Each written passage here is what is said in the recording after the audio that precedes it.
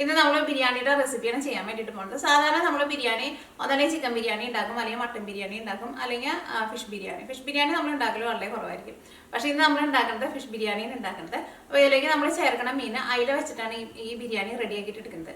അതിലേക്ക് എന്ന് വെച്ചിട്ടുണ്ടെങ്കിൽ നമ്മുടെ നാട്ടിൽ എപ്പോഴും നമുക്ക് വാങ്ങാൻ വേണ്ടിയിട്ട് കിട്ടുന്ന അധികം വിലയൊന്നുമില്ലാണ്ട്, മറ്റുള്ള മീനുകളൊക്കെ വെച്ച് നോക്കുമ്പോൾ അധികം വിലയിലാണ്ട് കിട്ടുന്ന ഒരു മീനാണല്ലോ. അപ്പോൾ നമുക്ക് ഇന്നത്തെ ബിരിയാണി അയില വെച്ചിട്ട് റെഡിയാക്കിയിട്ട് നോക്കാം. റെഡിയാക്കിയിട്ട് എടുക്കാനെന്ന് വെച്ചിട്ടുണ്ടെങ്കിൽ നല്ല എളുപ്പമാണ്, കഴിക്കാനെന്ന് വെച്ചിട്ടുണ്ടെങ്കിൽ നല്ല ടേസ്റ്റാണ്. ഇതിലേക്ക് നമുക്ക് അങ്ങനെ ഒരുപാട് സാധനങ്ങളൊന്നും ആവശ്യമൊന്നുമില്ല. അതേപോലെ തന്നെ നെയ്യൊന്നും ഇല്ലാണ്ടാണ് ബിരിയാണി റെഡിയാക്കിയിട്ട് എടുക്കുന്നത്. പക്ഷേ നെയ്യൊന്നും ചേർത്തില്ലെങ്കിലും ബിരിയാണിക്ക് നല്ല ടേസ്റ്റ് ആയിരിക്കും. പിന്നെ ഞാൻ ബസ്മതി റൈസ് വെച്ചിട്ടാണ് റെഡിയാക്കിയിട്ട് എടുക്കുന്നത്. ബസ്മതി റൈസ് തന്നെ വേണമെന്ന് നിർബന്ധമില്ല. പച്ചരി വെച്ചിട്ട് നിങ്ങൾക്ക് ഈ ബിരിയാണി ഇതേപോലെ തന്നെ റെഡിയാക്കിയിട്ട് എടുക്കാം. വെള്ളമൊക്കെ എന്നാലും സെയിം അളവിൽ തന്നെ ചേർത്താൽ മതി. അപ്പോൾ നിങ്ങൾ ട്രൈ ചെയ്ത് നോക്കാൻ വേണ്ടിയിട്ട് മറക്കരുത് കേട്ടോ. ഇനി എന്തെങ്കിലും അതിൽ വീട്ടിൽ വാങ്ങുമ്പോൾ ഇതേപോലെ ട്രൈ ചെയ്ത് നോക്കാം. പിന്നെ നമ്മൾ മിയ കിച്ചണിൽ ലാസ്റ്റ് അപ്ലോഡ് ചെയ്തിട്ടുണ്ടായിരുന്നത് കേക്ക് റോളിൻ്റെ റെസിപ്പി ആയിരുന്നു. അതായിരുന്നാലും ഭയങ്കര സിമ്പിളായിട്ട് റെഡിയാക്കിയിട്ട് എടുക്കുന്നതാണ്. അത് ഓവനൊന്നും ഇല്ലാണ്ട് നമ്മൾ പാനിലേക്ക് നേരിട്ട് ബാറ്റർ ഒഴിച്ചിട്ടാണ് കേക്ക് റെഡിയാക്കിയിട്ട് എടുക്കുന്നത്. ആ കേക്ക് റോൾ റെഡിയാക്കിയിട്ട് എടുക്കാൻ വേണ്ടിയിട്ട് ഒരു 15 മിനിറ്റിനുള്ള കേക്ക് റോൾ നിങ്ങൾക്ക് റെഡിയാക്കിയിട്ട് എടുക്കാനും പറ്റും. ആ കേക്ക് റോൾ ചെയ്യുമ്പോൾ നമ്മൾ അതിൻ്റെ ഉള്ളിലേക്ക് ഫില്ലിങ് വെക്കലോ, അത് ക്രീമൊന്നും ഇല്ലാത്ത ഒരു ഫില്ലിങ്ങാണ് ഉണ്ടാക്കിയിരിക്കുന്നത്. ആ ഫില്ലിംഗ് ആണെങ്കിലും ശരിക്കും ആ കേക്കിൻ്റെ കൂടെ അങ്ങോട്ട് റോൾ ചെയ്തിട്ട് കഴിക്കാൻ വേണ്ടിയിട്ട് നല്ല സൂപ്പർ ടേസ്റ്റ് ആയിരിക്കും. അപ്പോൾ നിങ്ങൾ കേക്ക് ഉണ്ടാക്കുമ്പോൾ അതേപോലെ ട്രൈ ചെയ്ത് നോക്കാൻ വേണ്ടിയിട്ട് മറക്കരുത്. പിന്നെ നിങ്ങളെല്ലാവരും സുഖമായിട്ടിരിക്കുന്നു വിചാരിക്കണം. ഇവിടെ ഞങ്ങളെല്ലാവരും സുഖമായിട്ടിരിക്കണം. അപ്പോൾ നമുക്കൊട്ട് സമയങ്ങളായിട്ട് തന്നെ നമ്മുടെ ബിരിയാണി നമുക്ക് റെഡിയാക്കിയിട്ട് എടുക്കാം. അപ്പോൾ നമ്മുടെ ബിരിയാണി റെഡിയാക്കാൻ വേണ്ടിയിട്ട് ഞാനിവിടെ നോക്കിക്കേ 4 അയില എടുത്തിട്ടുണ്ട്. ഇത് ഞങ്ങൾക്ക് ഇവിടെ ഫ്രോസൺ കിട്ടുന്നത് കേട്ടോ. പക്ഷേ ഫ്രോസൺ ആണെങ്കിലും നല്ല ഫ്രഷ് ആയിട്ടാണ് ഇരുന്നത്. എപ്പോഴും കാണാറില്ല, പക്ഷേ ഞാൻ കഴിഞ്ഞ ദിവസം കടയിൽ ചെന്ന് കഴിയുമ്പോൾ നല്ല ഫ്രഷ് ആയിട്ട് ഫ്രോസൺ നമ്മുടെ അയില ഇരിക്കണം. ഇത് ഡെയിലി ഡിലേറ്റിൻ്റെ കേട്ടോ, നല്ല ഫ്രഷ് ആയിട്ട് ഇരിക്കുന്നുണ്ട്. അപ്പോൾ 4 എടുത്തേക്കുന്നത്. അപ്പോൾ ഞാനിവിടെ ക്ലീനൊക്കെ ചെയ്തിട്ട് നമ്മൾ ഇത് ഫസ്റ്റ് വറുത്തിട്ട് എടുക്കുക. അപ്പോൾ ഞാനിത് വരഞ്ഞെടുത്തിട്ടുണ്ട്. അപ്പോൾ നമുക്ക് ഇതിലേക്ക് ഉപ്പും മുളകും പിന്നെ ജിഞ്ചർ ഗാർലിക് പേസ്റ്റ് അതൊക്കെ ചേർത്തിട്ട് ഇതിലേക്ക് നമുക്ക് മസാല പുരട്ടി കുറച്ച് നേരം മസാല പിടിക്കാൻ വേണ്ടിയിട്ട് വെക്കണമല്ലോ. ആവശ്യത്തിന് ഉപ്പ് ചേർക്കുക. മഞ്ഞൾപ്പൊടിയാണ് ചേർക്കുന്നത്. ഫസ്റ്റ് നിങ്ങൾക്ക് വേണമെന്ന് വെച്ചിട്ടുണ്ടെങ്കിൽ മസാല എല്ലാവരും ഒന്ന് മിക്സ് ചെയ്ത് കഴിഞ്ഞിട്ട് പേസ്റ്റ് പോലെ ആക്കിയിട്ട് മീനിൽ ചേർത്താലും മതി. പക്ഷെ ഞാൻ എപ്പോഴും ഇങ്ങനെയാട്ടോ ചെയ്യാറ്. അപ്പോൾ ഒരു 1/2 ടേബിൾ സ്പൂൺ മഞ്ഞൾപ്പൊടി, പിന്നെ മുളക് പൊടി 1 ടേബിൾ സ്പൂൺ. അപ്പം ഞാനിവിടെ ഇഞ്ചിയും വെളുത്തുള്ളിയും കൂടിയിട്ട് നല്ല പേസ്റ്റ് പോലെ അരച്ച് വെച്ചിട്ടുണ്ട്. അത് ഞാനിവിടെ ഒരു 10 വലിയ വെളുത്തുള്ളിയും 1 വലിയ കഷ്ണം ഇഞ്ചിയും കൂടിയിട്ട് കുറച്ച് വെള്ളം ഒഴിച്ചിട്ട് നല്ല പേസ്റ്റ് പോലെ അരച്ചിട്ടെടുത്തേക്കുന്നത്. ഇതും കൂടിയിട്ട് നമുക്ക് ഇതിലേക്ക് ചേർക്കാം. അങ്ങനെ മസാല പൊടികൾ ഇതേപോലെ ഇങ്ങനെ ഇടാറുന്നു പറഞ്ഞാൽ ഫസ്റ്റ് ചിലപ്പോൾ നിങ്ങളിങ്ങനെ മസാല ഫസ്റ്റ് നിങ്ങളിങ്ങനെ മിക്സ് ചെയ്തിട്ടായിരിക്കും മീൻ പിന്നെ ചേർക്കുക. പക്ഷേ എനിക്ക് മീൻ കണ്ടാലാണ് മസാല എന്തായാലും ഇടണമെന്നുള്ളത് വരുള്ളൂ. അപ്പോൾ അതുകൊണ്ട് ഞാൻ എപ്പോഴും ഇതേപോലെ ചെയ്യും. ഞാനിവിടെ ഒരു നാരങ്ങയുടെ പകുതി എടുത്തിട്ടുണ്ട്. ഈ നാരങ്ങയും കൂടിയിട്ട് ചേർക്കാം.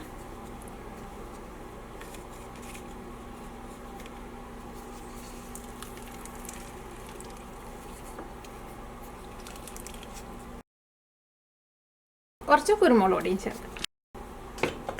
ഇതെല്ലാം കൂട്ടിയിട്ട് നമുക്ക് മീനിൽ നന്നായിട്ട് മിക്സ് ചെയ്യാം. സാധാരണയൊക്കെ നമ്മൾ മീൻ വറക്കണ പോലെ തന്നെ മീനിൻ്റെ ഉള്ളിലേക്ക് നന്നായിട്ട് മസാലയൊക്കെ മിക്സ് ചെയ്തിട്ടുണ്ട്. ഈ മസാല ഒന്ന് പിടിക്കാൻ വേണ്ടിയിട്ട് നമുക്ക് ഒരു 1/2 മണിക്കൂർ വയ്ക്കാം. അത് കുറച്ച് കൂടുതൽ നേരം വെച്ചാലും കുഴപ്പമില്ല. സാധാരണ നമ്മൾ മീൻ വറക്കണ പോലെ തന്നെ. ഓക്കെ, അപ്പോൾ ഇത് നമുക്ക് നീക്കി വയ്ക്കാം. അപ്പോൾ നമ്മുടെ മീനിൽ നമ്മൾ മസാലയൊക്കെ പറ്റി ഒരു 1/2 മണിക്കൂർ വെച്ചിട്ടുണ്ടായിരുന്നു. ഇനി നമുക്ക് മീൻ വറുത്തെടുക്കാം. അപ്പോൾ അതിന് വേണ്ടിയിട്ട് നമ്മുടെ പാനിലേക്ക് നമുക്ക് ഓയിൽ ചേർക്കാം. ഇഷ്ടമുള്ള ഓയിൽ ചേർക്കാം. ഇത് വെളിച്ചെണ്ണ കേട്ടോ. അപ്പോൾ നമ്മുടെ മീൻ വറുക്കാനുള്ള ഓയിൽ നന്നായിട്ട് ചൂടായിട്ടുണ്ട്. ഇനി ഇതിലേക്ക് ഞാനിവിടെ മുഴുവനായിട്ടുള്ള നമ്മുടെ മസാല ചേർക്കുന്നുണ്ട് ഫസ്റ്റ്. അത് കഴിഞ്ഞിട്ട് അതിനകത്ത് ഇട്ടിട്ട് നമ്മൾ മീൻ വറുക്കുന്നത്. അപ്പോൾ ഒരു നല്ലൊരു മസാലയുടെ സ്മെല്ലൊക്കെ ഉണ്ടാവും. അപ്പോൾ ഞാനിവിടെ ഒരു 3 കറിയാമ്പൂ എടുത്തിട്ടുണ്ട്. ഒരു തക്കോലം ഒന്ന് ചെറുതാക്കിയിട്ടിടുക. ഒരു ചെറിയ കഷ്ണം കറുകപ്പട്ട. ഇതിലേക്ക് നമ്മൾ വറുക്കാനുള്ള മീൻ വയ്ക്കാം. നമുക്ക് മുരി വെച്ചിട്ട് ചെറിയ തീയിലിട്ടിട്ട് മീനൊന്ന് മുരിച്ചിട്ട് എടുക്കുക. മീൻ മുരിച്ചിട്ട് എടുക്കുമ്പോൾ പ്രത്യേകം ശ്രദ്ധിക്കുക, ഒരുപാട് അങ്ങോട്ട് മുരിയണ്ട. 2 സൈഡും ചെറുതായിട്ടൊന്ന് മുരിഞ്ഞാൽ മതി. അപ്പോൾ തീ ഒരുപാട് കൂട്ടി വയ്ക്കേണ്ട, കാരണം ഈ വെളിച്ചെണ്ണ അങ്ങോട്ട് കരിഞ്ഞ് പോകണ്ട കേട്ടോ. ഇനി ഇതിനകത്താണ് ഈ വെളിച്ചെണ്ണയിലാണ് നമ്മൾ മസാല റെഡിയാക്കാൻ വേണ്ടിയിട്ട് പോകുന്നത്. അപ്പോൾ ഒരു ചെറിയ മീഡിയം ഫ്ലെയിമിൽ വയ്ക്കുക. ഇപ്പോൾ നമ്മുടെ മീൻ റെഡി ആയിക്കൊണ്ടിരിക്കുകയാണ്. ഒരുപാട് അങ്ങോട്ട് മുരിച്ചിട്ട് എടുക്കണ്ട. ഇനി ഈ മീൻ നമ്മൾ ഇതിൽ നിന്ന് എടുത്ത് മാറ്റി കഴിഞ്ഞ് കഴിഞ്ഞിട്ട് ഈ സെയിം പാനിലേക്ക് തന്നെ ഇട്ടിട്ടാണ് നമ്മൾ ഇതിലേക്കുള്ള മസാല റെഡിയാക്കുന്നത്. അപ്പോൾ ഈ മസാല ഉണ്ടാക്കാൻ വേണ്ടിയിട്ടുള്ള സാധനങ്ങൾ എന്തൊക്കെയാണെന്നുള്ളത് ഞാൻ ഫസ്റ്റ് കാണിക്കാം. നോക്കിക്കേ, ഒരു വലിയൊരു സവോള ഇതേപോലെ ഇങ്ങനെ ചെറുതായിട്ട് കട്ട് ചെയ്തിട്ടുണ്ട്. പിന്നെ ഇതേപോലത്തെ ഒരു കഷ്ണം ഇഞ്ചി ഒന്ന് ചതച്ചിട്ട് വേണം എടുക്കാൻ വേണ്ടിയിട്ട്. പിന്നെ ഒരു 5 വലിയ വെളുത്തുള്ളി പൊടിയായിട്ട് കട്ട് ചെയ്തത്. പിന്നെ പച്ചമുളക് നിങ്ങളുടെ എരിവിനനുസരിച്ചിട്ട് ചേർക്കാം. പിന്നെ കറിവേപ്പിലയും ചേർക്കാം. അപ്പോൾ ഈ നമ്മുടെ മീൻ നമുക്ക് മാറ്റി വയ്ക്കാം. മീൻ വെന്തിട്ടുണ്ട്, പക്ഷേ ശരിക്കും അങ്ങോട്ട് നന്നായിട്ട് അങ്ങോട്ട് മൊരിയിച്ചിട്ടില്ലെന്ന് മാത്രം. അപ്പോൾ മസാല റെഡിയാക്കാൻ വേണ്ടിയിട്ട് കുറച്ചും കൂടി വെളിച്ചെണ്ണ ആവശ്യമുണ്ടല്ലോ, കുറച്ച് വെളിച്ചെണ്ണ ചേർക്കാം. അപ്പോൾ നമ്മുടെ വെളിച്ചെണ്ണ ചൂടായിട്ടുണ്ട്. ഇനി ഇതിലേക്ക് ഇതൊക്കെ ചേർക്കാം.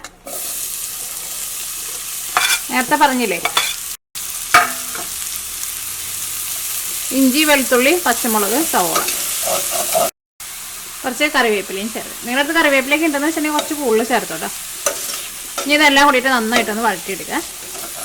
നന്നായിട്ട് വഴന്നു വന്നു കഴിയുമ്പോൾ ഇതിലേക്ക് നമ്മൾ മസാലപ്പൊടികളും ചേർക്കും. പിന്നെ തക്കാളിയും കൂടിയിട്ട് ചേർക്കും. അപ്പോൾ ഇനി ആ സവോളയ്ക്ക് വഴന്നു കഴിഞ്ഞ് കഴിയുമ്പോൾ അതിലേക്ക് നമുക്ക് തക്കാളി ചേർക്കണം. ഞാനിവിടെ ഇതേപോലത്തെ ഒരു വലിയ തക്കാളിയാണ് എടുത്തേക്കുന്നത്. അപ്പോൾ നിങ്ങൾ എടുക്കുമ്പോൾ ഇതനുസരിച്ചിട്ടുള്ള തക്കാളി എടുക്കുക. ഇത് കുറച്ച് വലിയ തക്കാളിയുണ്ടോ. അപ്പോൾ നിങ്ങൾ എടുക്കുമ്പോൾ നമ്മുടെ നാടൻ തക്കാളിയൊക്കെ എന്ന് വെച്ചിട്ടുണ്ടെങ്കിൽ ഒരു 3 അല്ലെങ്കിൽ ഒരു 4 തക്കാളി എടുക്കുക. കുറച്ച് ചെറുതായിട്ടൊന്ന് കട്ട് ചെയ്യാം.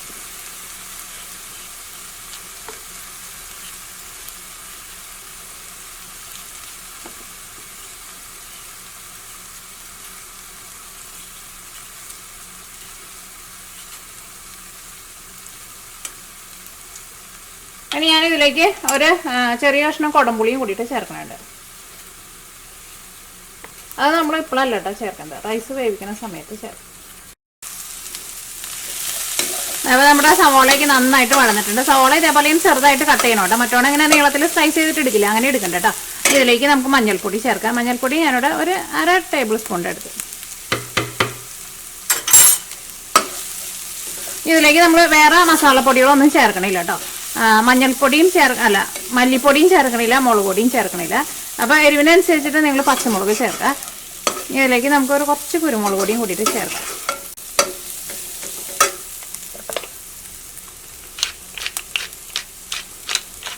ഒരു 1/2 ടീസ്പൂണിൻ്റെ അടുത്ത് ടേബിൾ സ്പൂണിലല്ല കേട്ടോ ചേർത്തത്.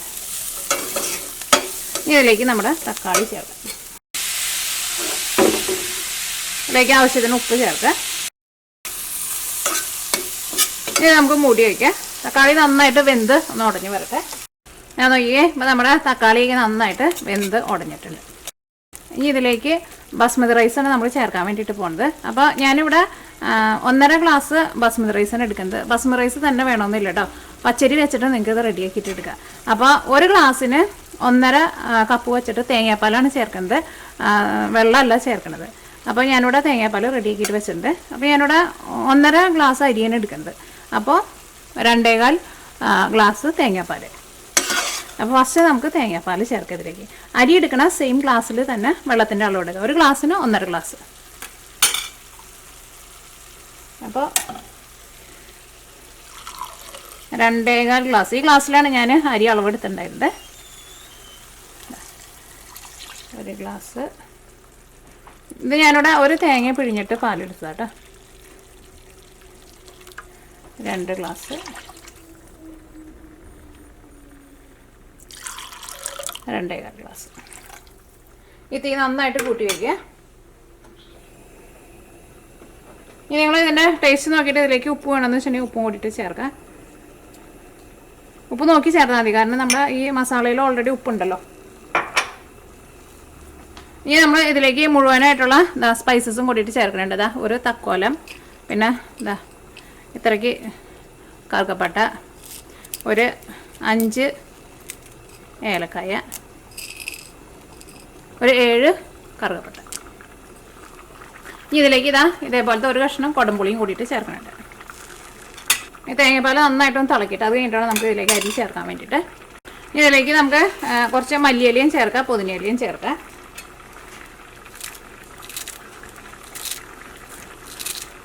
അപ്പം എൻ്റെ അടുത്തിപ്പോൾ പുതിനയില ഇല്ല കേട്ടോ, അപ്പോൾ ഞാൻ മല്ലിയില മാത്രമാണ് ചേർക്കുന്നത്. നിങ്ങളുടെ അടുത്ത് പുതിനയില ഉണ്ടെന്ന് വെച്ചാൽ പുതിനയിലയും കൂടിയിട്ട് ചേർക്കാം. അപ്പോഴായിരിക്കും കുറച്ചുകൂടി നല്ലൊരു പുതിനയിലയുടെ ടേസ്റ്റൊക്കെ വരുമ്പോൾ ബിരിയാണിക്ക് കുറച്ചുകൂടി നല്ലൊരു ടേസ്റ്റ് ഉണ്ടാവുക.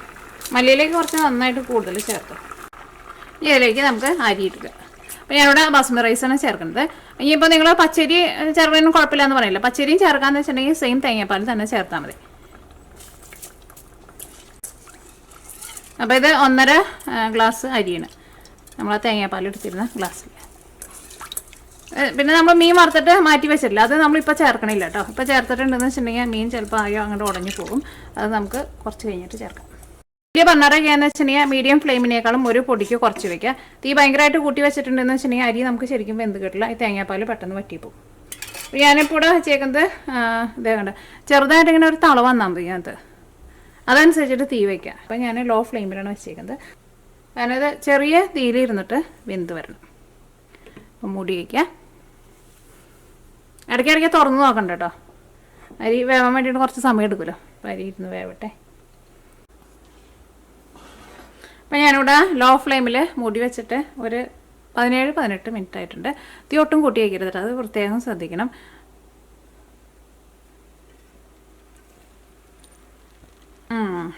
തുറന്ന് ഒരു ഇച്ചിരി നേരം കഴിഞ്ഞ് ഇപ്പം നല്ല മണം വരുന്നുണ്ട്.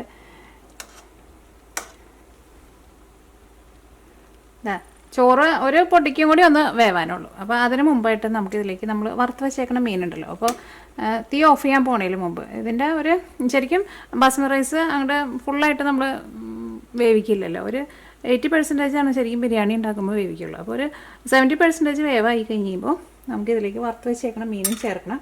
പിന്നെ ഞാനിവിടെ കുറച്ച് പൈനാപ്പിൾ, നല്ല മധുരമുള്ള പൈനാപ്പിളാണെങ്കിൽ മാത്രം ചേർത്താൽ മതിട്ടോ. പുളിയുള്ളതാണെന്ന് വെച്ചിട്ടുണ്ടെങ്കിൽ ചേർക്കണ്ട. അത് ഞാനിവിടെ ചെറുതായിട്ട് കട്ട് ചെയ്തിട്ട് വെച്ചിട്ടുണ്ട്. ഇത് രണ്ടും കൂടിയിട്ട് ചേർക്കാം.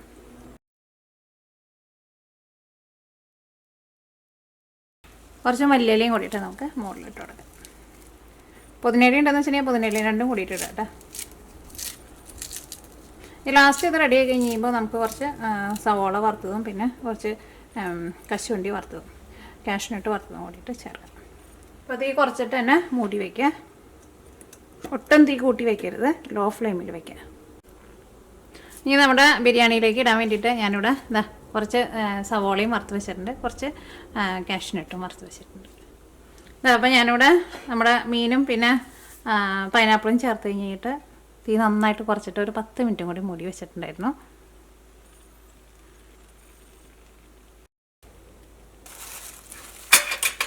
അപ്പോൾ നമ്മുടെ ചോറൊക്കെ ആയിരുന്നാലും നന്നായിട്ട് വെന്തിട്ടുണ്ട് കേട്ടോ. ഞാൻ കഴിച്ച് നോട്ടെ, ഉപ്പൊക്കെ ഉണ്ടോ നോട്ടെ. നിങ്ങൾ ആ തേങ്ങാപ്പാൽ ചേർത്ത് കഴിയുമ്പോൾ ആ തേങ്ങാപ്പാലിൻ്റെ ടേസ്റ്റ് നോക്കാൻ വേണ്ടിയിട്ട് മറക്കരുത് കേട്ടോ. ആ തേങ്ങാപ്പാലിൽ ഉപ്പ് ഒരു പൊടിക്ക് കൂടി നിൽക്കണം. അപ്പോഴായിരിക്കും നമ്മുടെ റൈസും കൂടിയിട്ട് ചേർത്ത് കഴിയുമ്പോൾ വെന്ത് വന്നു കഴിയുമ്പോൾ കറക്റ്റ് ഉപ്പ് ഉണ്ടാവുള്ളൂ. ബിരിയാണിക്ക് ഉപ്പ് കറക്റ്റ് ആയില്ല എന്ന് വെച്ചിട്ടുണ്ടെങ്കിൽ കഴിക്കാൻ വേണ്ടിയിട്ട് അത്രയ്ക്ക് ടേസ്റ്റ് ഉണ്ടാവില്ല. കഴിച്ചോട്ടെ. ഉപ്പൊക്കെ നല്ല കറക്റ്റ് പാകമായിട്ടുണ്ട്. അരി ഒട്ടും വേവ് കൂടിയിട്ടില്ല കേട്ടോ, നല്ല കറക്റ്റ് പാകത്തിന് അരി ആയിരുന്നാലും വെന്ത് കിട്ടിയിട്ടുണ്ട്. ഇനി നമുക്ക് ഈ മീനും കൂട്ടിയിട്ട് വേണം കഴിക്കാൻ വേണ്ടിയിട്ട്. അപ്പോഴായിരിക്കും അതിൻ്റെ ശരിക്കുള്ള ടേസ്റ്റ് അറിയാം.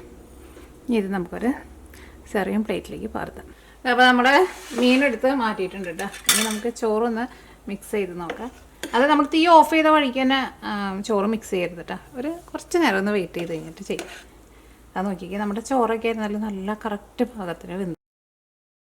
അയ്യോ, പ്ലേറ്റിൽ ചോറിട്ട് തുടങ്ങിയിട്ടോ. ഞാൻ കരുതി ക്യാമറ റെക്കോർഡ് ഓണാന്ന് വിചാരിച്ചിരുന്നു, ഓഫായിരുന്നു.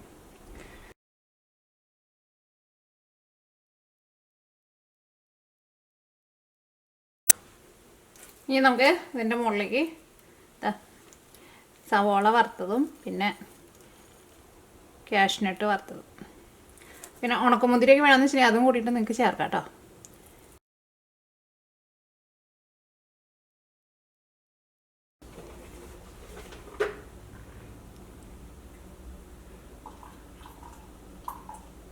അപ്പോൾ നമ്മുടെ അയില ബിരിയാണി റെഡി ആയിട്ടുണ്ട്.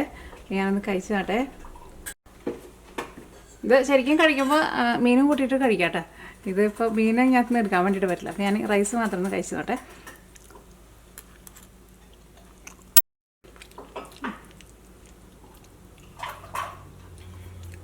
അപ്പോൾ നിങ്ങളെല്ലാവരും ട്രൈ ചെയ്ത് നോക്കാം. അരിയൊക്കെ ആയിരുന്നാലും നല്ല കറക്റ്റ് പാകത്തിന് വെന്ത് കിട്ടിയിട്ടുണ്ട്. പിന്നെ പൈനാപ്പിൾ ചേർക്കാൻ വേണ്ടിയിട്ട് മറക്കരുത് കേട്ടോ. പൈനാപ്പിളും കൂടിയിട്ട് ചേർക്കാം, അപ്പോഴാണ് ശരിക്കും നല്ല ടേസ്റ്റ് ഉണ്ടാവുക. ഇനി മീനും കൂടിയിട്ടാണ് കഴിക്കുക, അപ്പോൾ നല്ല സൂപ്പർ ടേസ്റ്റ് ആയിരിക്കും. അപ്പോൾ നിങ്ങൾ ട്രൈ ചെയ്ത് നോക്കാൻ വേണ്ടിയിട്ട് മറക്കരുത് കേട്ടോ. നമുക്ക് നാളെ വേറൊരു പുതിയ റെസിപ്പി ആയിട്ട് വരാം. അപ്പോൾ ഞാൻ എല്ലാ ദിവസവും ഓരോ റെസിപ്പികൾ ഞാൻ അപ്ലോഡ് ചെയ്യുന്നുണ്ട്. അപ്പോൾ നിങ്ങൾക്ക് അതിൻ്റെ നോട്ടിഫിക്കേഷൻ കിട്ടണമെന്ന് വെച്ചിട്ടുണ്ടെങ്കിൽ സബ്സ്ക്രൈബ് ചെയ്യാൻ വേണ്ടിയിട്ട് മറക്കരുത് കേട്ടോ.